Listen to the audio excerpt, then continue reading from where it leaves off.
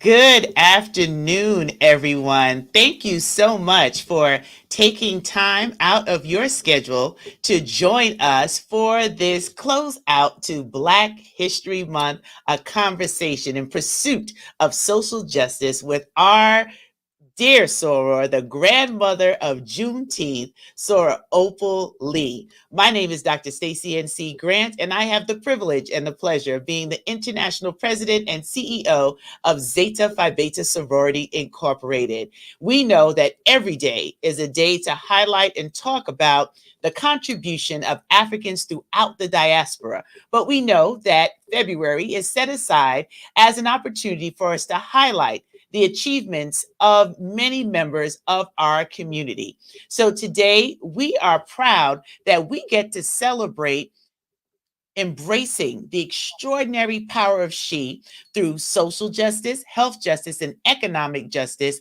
worldwide as we do our advocacy as members of Zeta Phi Beta Sorority Incorporated.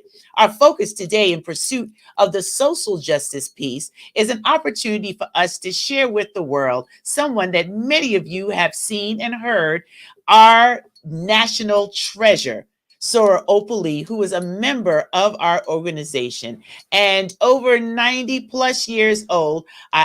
She gets younger and younger every time I see her. I don't know what she's doing to reverse. She's our own female version of Benjamin Buttons, but she has stood the test of time and she was determined to make Juneteenth a national holiday and bring awareness not only to the Congress and the administration, but to the world about what celebrating the abolition of slavery can bring influence by the information that was left out of many of our history books. And we are grateful for her example of resilience, for her to stand and speak up for those voices that were not heard, were not recognized, and were not taught. So today's conversation in pursuit of social justice gives us an opportunity to just glean a little bit of insight from our beloved and beautiful Soror about her journey to now. And then we're going to share some exciting information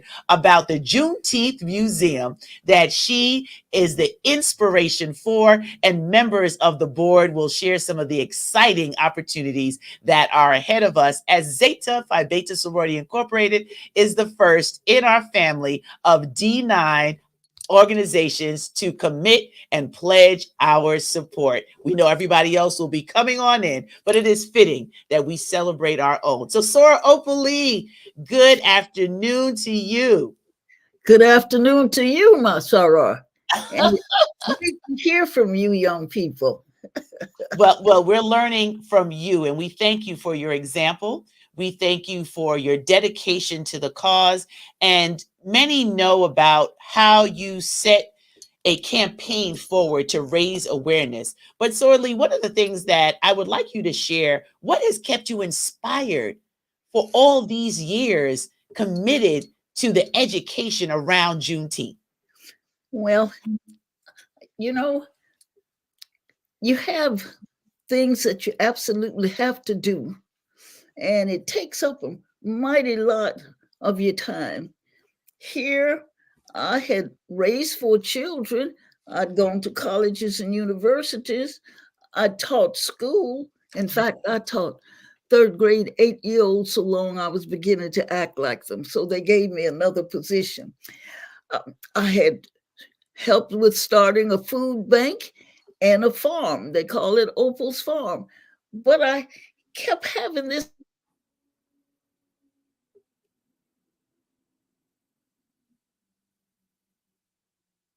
associated with Juneteenth since I was knee high to a duck. In Marshall, Texas, we went to the fairgrounds for Juneteenth, and they had food and music and food and speeches, and food and food and food. When I came to Fort Worth, not so much. People sort of celebrated together, except I met Lenora Rolla, tall, straight, didn't wear glasses, in her 90s. And she started the Tarrant County Black Historical and Genealogical Society, and one of its programs was Juneteenth. I was one of its members. And I remember Juneteenth in tiny little Sycamore Park. There were 30,000 people in a 3-day period.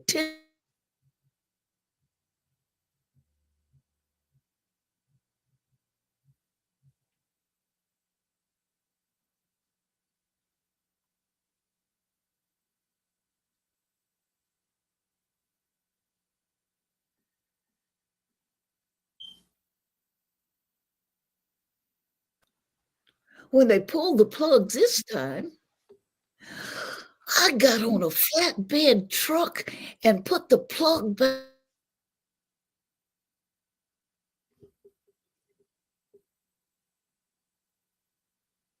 Has always been special for me. And so I decided that if a little old lady in tennis shoes walked from Fort Worth to Washington, D.C., 1,400 miles, somebody would take notice. Now, I didn't actually do 1,400 miles, but I did several hundred. And I walked from Fort Worth to Arlington to Grand Prairie to Dallas, Box Springs, Joppa. But you see, somebody had promised that we could have an RV.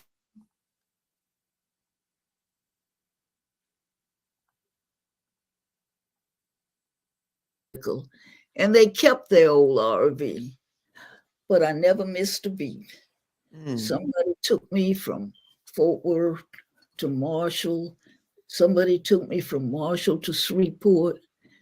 And Shreveport, I went to Little Rock. I went to St. Louis.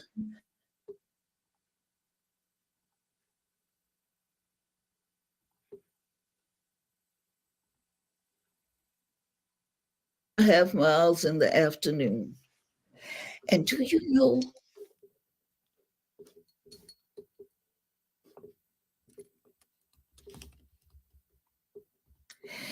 and we were prepared to take that many more when we had the call to go to the White House that the President Biden was signing the Juneteenth bill into law. Oh, if I tell you I was a happy camper, I could have done a holy dance. You could I know you could have. And we were dancing with you and excited about what you accomplished. When you talk about the pursuit of social justice, really understanding that you made a decision, Soror Lee. You made a decision not to ignore an opportunity to educate, to increase awareness about our experience in this country. You made a decision to stay the course and walk the miles that you did because you saw someone else who had given those opportunities to the community that you were in, and you were wondering, well, why doesn't the world know? How come this is not taught? Why have not the opportunities to educate our community been truly realized? And because you were able to stay the course, you made it to the White House and you were able to sit there and see President Biden sign Juneteenth into a national holiday. And when you started talking about the experiences and the celebrations, some people didn't understand, well, what's so important about Juneteenth? Why should everyone know? Why should it become a national holiday? What would you say to them, Soror Lee? Oh, I'd have to tell them about how a General Gordon Granger with several thousand colored troops made his way to Galveston and began to spread the word that the enslaved were free. You see, President Abraham Lincoln had signed the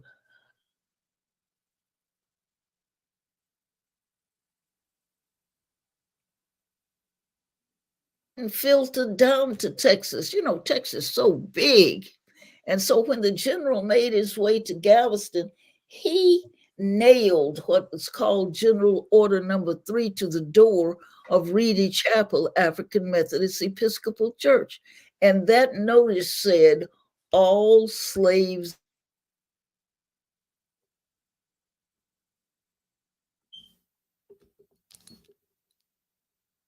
We started celebrating and we started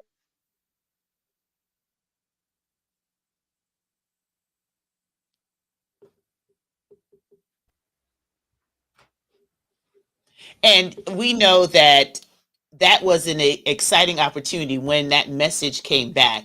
And while you were talking, there was a slight pause with the connectivity. So, Soror Lee, do you want to just repeat that one line? I just want to make sure everyone heard it because, technology is wonderful, Soror Lee, but then sometimes it pauses on us, the unmitigated gall to interrupt the grandmother of Juneteenth.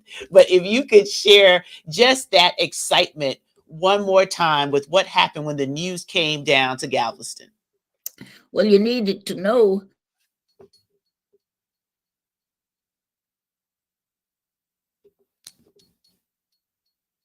Jersey, and they were in Galveston.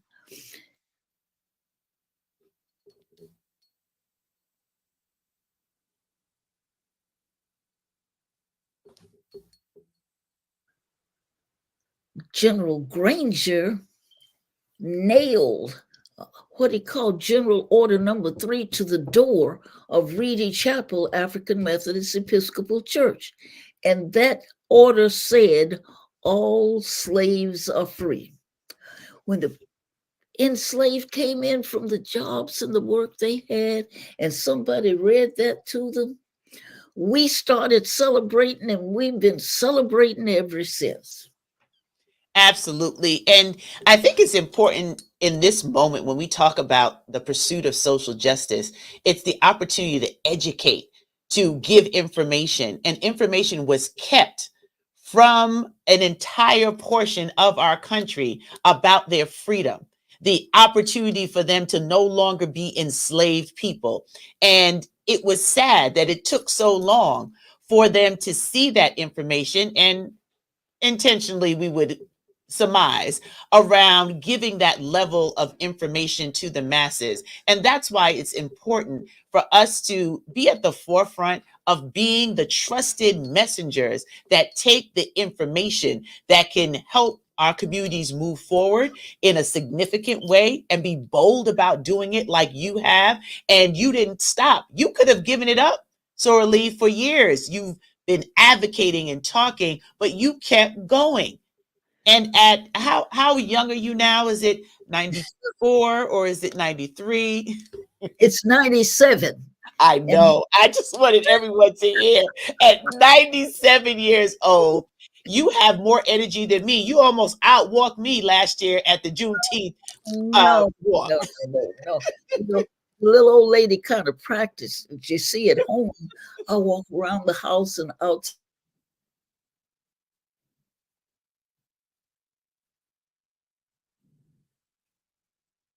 Not so much. Well, at 97, the fact that you are practicing and really an example for our sisterhood. As you keep your mind active, you've kept your body active, you kept your social activism going. It is an inspiration for our sisterhood, and we are so proud that we get to celebrate you and to share with the world what your story means to those who are pursuing social justice, like your beloved organization of Zeta Phi Beta Sorority Incorporated. We have so much that's happening even today, hearing about what the Supreme Court is deciding on, looking at what's happening in the state of Texas when it comes to how we learn about our history, how we share the ways in which many people are trying to disenfranchise our total existence in this country and what we did to build America. So I want to bring into the conversation our members of the National Juneteenth Museum who are here with us, the chairs of the board who are partnering to tell this story in an amazing opportunity for a museum that chronicles your journey, Soror Opal Lee. How exciting is that to be a part of this museum project? Well, as the young people would say, it's off the chain. Absolutely. For you to live at 97 years young and to see that the work that you have done is not in vain, that the entire world has taken notice of what we have accomplished here in the United States with the signing of Juneteenth as a national holiday, but then the education that comes as a result of this museum being built. So I want to pause and welcome Mr. Jared Howard, who is the current chair of the National Juneteenth Museum Board, and the immediate past chair, Dr. Clarice, Glendice Robinson. Thank you so much for joining us today for this conversation as we celebrate our grandmother of Juneteenth and the journey to now. And we're also joined by Dr. Tammy Smithers, who is working as a consultant. And I believe this is one of our very own members, if I'm not mistaken, who is joining us as well, a new member to the board, and just excited about the fact that as an organization of first, Soror Zeta Phi Beta Sorority Incorporated, has signed on to publicly and financially give our support to the founding of the National Juneteenth Museum. Welcome, everyone. Thank you. Absolutely. So we'll start with Jared. Jared, what would you like to say now that we have our grandmother of Juneteenth here? She absolutely lit up like a light bulb when she saw you on the street. Dr. Grant, first let me say thank you and to the Zeta Phi Beta sorority for having us. But the reason that Miss Opal lights up when she sees me is because, don't tell anybody, but I'm her boyfriend. That's what she lights up when she sees me. Now just a few thousand people know that, Jared. But Miss we're Opal and I have been working in lockstep for a number of years, and she is the brain and the heart. I'm just the wheels, right? And so I help her. I want to help her manifest her vision and celebrate the work that she's done. So that's my role with the National Juneteenth Museum.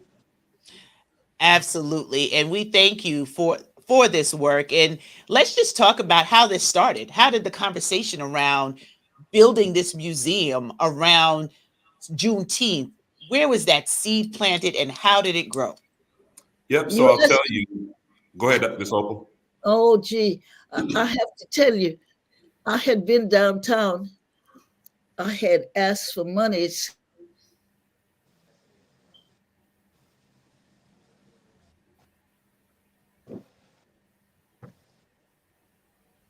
Jared to kind of, tell me that maybe next time they would have it. And Jared began to tell me about the many things that he planned to do, like a museum. He was going to have a black box. He was going to have food hall, all kinds of things just as soon as he found the land. And I said, I got some. So we've been joining at the hip ever since. I love it. I love it. And there's so much that this museum will do to educate generations from now on the important role in history that we have all witnessed with the signing of the Juneteenth holiday, but much more than that, the education that will come as a result. Dr. Robinson, what would you like to share about your excitement and involvement in this project?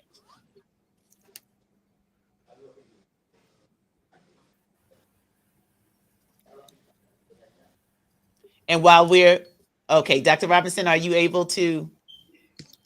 Yes, There we can you go. hear me? Yes. I'm Denise Robinson, and I am the immediate past chair of the board.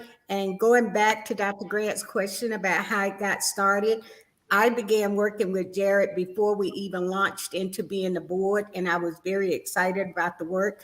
I was the director of the Fort Worth Public Library at the time, and so education was important to me. So one of the pieces of our entire project that excites me is the piece that you've been talking about in terms of the education. So it's not only the celebration of all that we have done and all that we have accomplished, but it is as much about sharing the information and having a strong, solid educational program that's where people can come and learn and interact. so that they can be involved in, be challenged and motivated, and make a decision about what they're going to do to continue this focus. Absolutely. And everything has to start with a vision. It has to start with just a desire to do. So Opal Lee's pursuit of educating the world about Juneteenth was something in her heart. It was something in her gut. It's something that she felt strong about. And as a woman of Zeta Phi Beta Sorority Incorporated, service is one of the key things that we do. So it's not surprising that she had a passion, but she moved that passion into action. And the action has brought us here for this moment in history where we can continue to lift the voice of the voiceless, where we can continue to document and codify our space in history with this National Juneteenth Museum. And I want to turn it over to our soror, Katina, for your role. You have recently joined the board, if I'm correct in the information that I received, and you are now able to be at the table with how this project continues to unfold. How exciting was it for you to be a part of this National Juneteenth Museum board? Yeah, first of all, first and foremost, thank you so much for having me here. Hello to all my sorors that are watching. Thank you so much. I would say it is an incredible honor to serve on this board. It is an incredible honor to be able to work alongside Jared, Tammy, and Glenise, and so many others behind the scenes. This is a monumental project. Just being able to bring this to life, I think, will be one of the biggest accomplishments, not just for me, but I think for our community and for the world. And I think the second thing too is being able to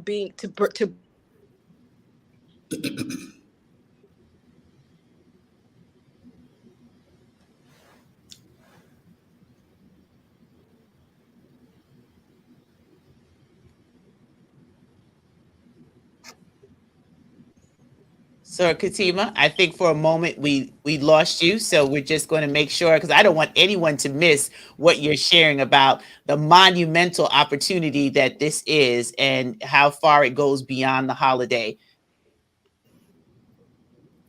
Okay. We can start again.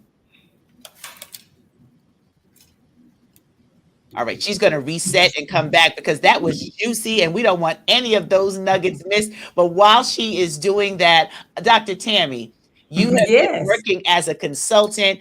You are our D9 sister, so you know we love you just the same. But, but we are excited about the support that you're giving this project. And what would you attribute to why you wanted to be a part of this really social justice opportunity to establish this museum? Well, this is a history-making moment for the entire world. I think this is a monumental to have a living legend in Miss Opal to really sort of share the work that she's been doing all of these years to the United States and the world. So I think from a fundraising perspective, that is the role that I have in ensuring that this project comes to fruition. So I'm just grateful to be a part of it, and we're very excited about the opportunity to work with your sorority in our endeavors. Absolutely, and thank you for just the support and the insight. We're going to show some links on how you can actually engage and make your contributions for members of Zeta Phi Beta Sorority Incorporated, our Zeta Amici, our youth auxiliaries, our Zeta Male Network, and of course, we are the only constitutionally bound brother-sister organization. So our brothers of Phi Beta Sigma Fraternity Incorporated are also going to be doing their share. Jared, I see you laughing. You know I couldn't resist the opportunity to drive that point home. But I want to thank you for sharing that, Dr. Tammy, and go back over to our soror. Katina, can we test one more time? Okay, here we go, because I don't want anyone to miss what you were saying. It is at the cornerstone of why this conversation, closing out Black History Month, is so important. So back over to you, my soror. Sure. I'm not sure where I left off, but I think the point I was trying to enforce is just how important it is for us to bridge the gap with the work we're doing at the National Juneteenth Museum, which would be monumental and global, and being able to bridge the gap with myself, being a member of Zeta Phi Beta sorority, representing not just the organization, also the D9. This is an all-inclusive effort, and just looking forward to pulling everyone in to see how we can make this groundbreaking effort worldwide. Absolutely. And when we talk about the groundbreaking nature of the museum, let's get into, Jared, just some highlights around what the museum will offer. I think that's important for everyone watching to know that this is really an opportunity not only for Zeta Phi Beta Sorority Incorporated, for all of the D9, for all of those throughout the diaspora to really put their support behind an educational institution that is highlighting the truth of who we are and our contribution to the success of this country and all of what was built on our backs. Sure, Dr. Grant. Let me start by saying you asked a question earlier about the genesis of this movement. It's important to know that Ms. Opal has had a Juneteenth museum for the last 20 or so years. And so this vision was birthed from what already existed. We just wanted to scale it because, quite frankly, we think that everybody needs to know about Juneteenth. Conversely, we don't think everybody does. And so we needed a platform to educate the world on exactly what Juneteenth is and why it's significant. So wanted to say shout out to Ms. Opal for having had a Juneteenth museum well before it became a national brand. To that end, we're building this project in the heart of an historically Black community that, like communities like it across the country, have been destitute for a number of years, excuse me, in fact, for a number of decades. And so when you do something in a community like the one where we're building this, you don't just bring a museum. There are all sorts of other services and resources that they need, right? And so while we're certainly building a national museum on the campus of the museum will share with a food hall, right? So this community is one of the many that exists across the country that the constituents and the residents don't have a place to go sit down and have supper after church on a Sunday, right? So we're going to change that dynamic by bringing a 5-vendor food hall to the development. We'll also include a business incubators, so the people that have the skills can get the resources that they need to scale their businesses or their ideas, right? In addition, we'll have a theater, right? So people like the people in this community have gifts and talents that they don't have a place to go and show them off to the world. And so we intend to do a lot more than just bring the museum. But let's be clear, everything that we're doing is anchored by the National Juneteenth Museum. And our intention is to make the world know and understand, quite frankly, why Juneteenth is significant, and quite frankly, why it needs to be celebrated, not just in Texas, but across the globe.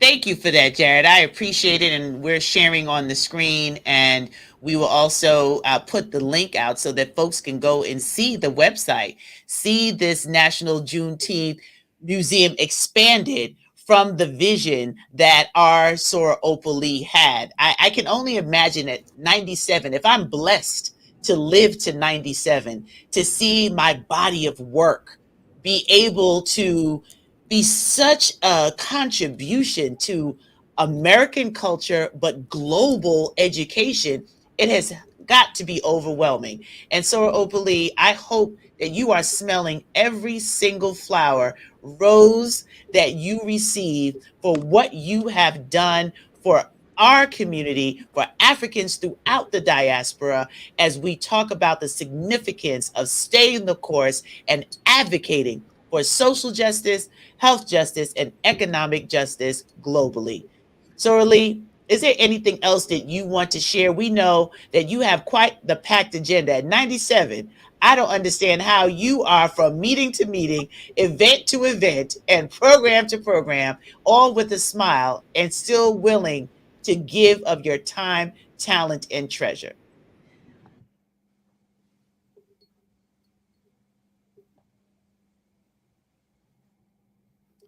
It's freezing a little bit for Soror Lee, so we'll give her a chance to come back on. Okay, there you go. I keep thinking that if each of us would make ourselves a committee of one to change somebody's mind. We know people who aren't on the same page we are on, change their minds. Going to take more than a day. But if people can be taught to hate, they can be taught to love. And I believe that if this happens, Oh, I'll go to heaven happy. Well, we want to make sure you go to heaven happy. And that's why the members of Zeta Phi Beta Sorority Incorporated have already started our financial contributions. Scrolling across the screen, our 1920 campaign. It's a freedom campaign. So we can have the freedom to teach our history, the freedom to educate our children, the freedom to solidify our space in history here in this country and abroad.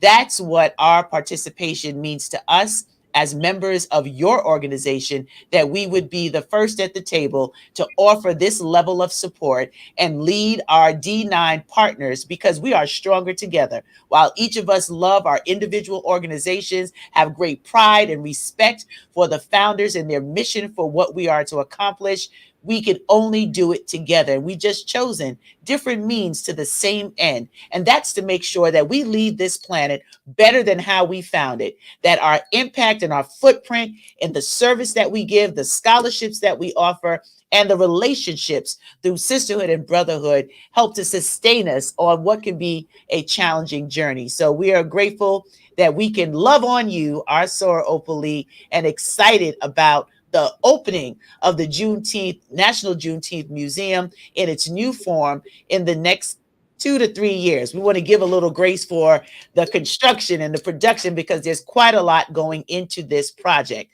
So sorors, amici, youth auxiliaries, Zeta Male Network, friends and family that are watching this conversation, a salute to our soror, Soror Opal Lee, and our conversation around how we as an organization continue what we have done, celebrating our founders who were the original. When we think about advocating for social justice, health justice, and economic justice, they stood out against the societal ills in 1920. And unfortunately, in 2024, we are still dealing with some of the same challenges that they saw, coming in different forms. But we are committed to making sure that our advocacy leads to action, and that action is our financial contribution to this project in your honor. So with that, I'm going to just ask each of our museum board members to share their final thoughts, and then we'll see if we have any questions coming in that we can address before we close out our lunchtime conversation today.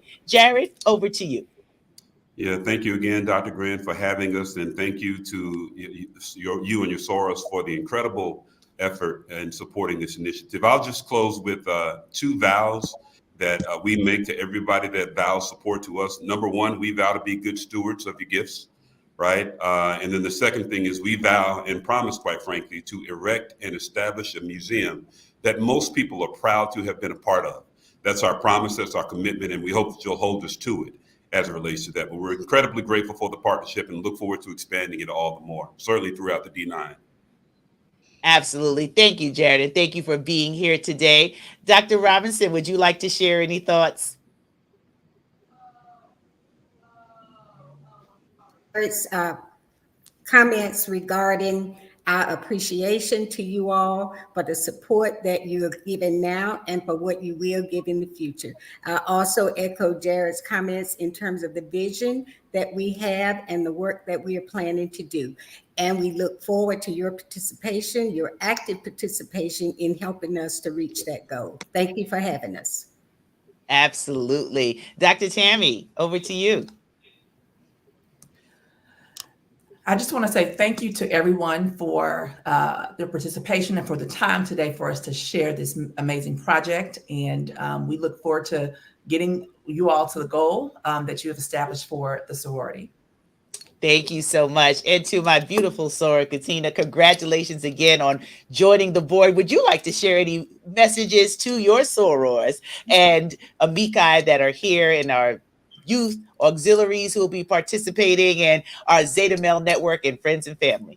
Sure. First and foremost, once again, thank you so much to the National Juneteenth Board for giving me this privilege to serve on the board, and thank you so much to Soror Opal Lee for all the work that you've done. And then a call to action, right? As Zeta does, we're asking everyone to become involved, right? Hold us accountable, allow us to help us accomplish our mission. I'm happy to serve on our events committee. We have an event coming up on March 28th, our Uniting Voices. It's our speaker series with Isabel Wilkerson, who's a Pulitzer Prize winner, as well as New York Times bestselling author. That's Thursday, March 28th at 7 p.m. at Van Cliburn Concert Hall in Fort Worth, Texas. Anyone that's interested, I would certainly share the information in our Zeta group. It'll be listed. It's listed in so many places, but we're looking forward to everyone's attendance. Well, thank you for sharing that information and representing us in the finer fashion that you are on the National Juneteenth Board. And we will give the final words to our Soror Opal Lee, and we'll check and see if there's anything else. I think we've covered it all. We've put the links out there. You know how to visit the website for the museum. We are scrolling the information on how you can donate your $19.20 to this campaign. And we will, of course, keep you updated on all of what is unfolding with this exciting project, events, and other ways that you can support. But we appreciate that you took time out of your afternoon or morning, depending on when you're watching it or you're catching the replay, to hear how Zeta Phi Beta Sorority Incorporated continues to embrace the extraordinary power of she, advocating for social justice, health justice, and economic justice globally. And today's conversation in pursuit of social justice, honoring our very own soror, Opal Lee. Soror Opal Lee, any final words? They are inspired. Sorors are typing in the chat. We love you, Soror Opal Lee. We're grateful for you. We thank you. We're so proud of you. I mean, it's too many for me to read, but just know your sorority celebrates you because you are living Black history. I'm so thankful to be a part of Zeta Phi Beta. And I am grateful for all the young people, and realize you're all young people if you're not 97. I'm so grateful for every one of you and the contributions you made and the contributions you're going to make. So, hey, just know I feel like I'm on top of the world. Thank you so much. You are welcome. Thank you. We love you and appreciate you, always keeping you in our prayers. And for everyone, while we celebrate and chronicle the achievements of Africans throughout the diaspora during Black History Month, every day is a day for you to be living history, for you to create your mark. And as members of Zeta Phi Beta Sorority Incorporated, it is incumbent upon us to be able to honor the tradition of our five founders by how we give back to community, founded on the principles of scholarship, service, sisterhood, and finer womanhood. Thank you all again for joining, and make sure you share it out. Let everyone know how they can participate in being a part of our 1920 Freedom Campaign for the National Juneteenth Museum in honor of our very own Soror Opal Lee. And I want to thank your granddaughters, both Dion and Brenda, for their behind the scenes work, always making sure that you're aware of how we intend to keep lifting you up and this great work that we're doing. Bye-bye, everyone.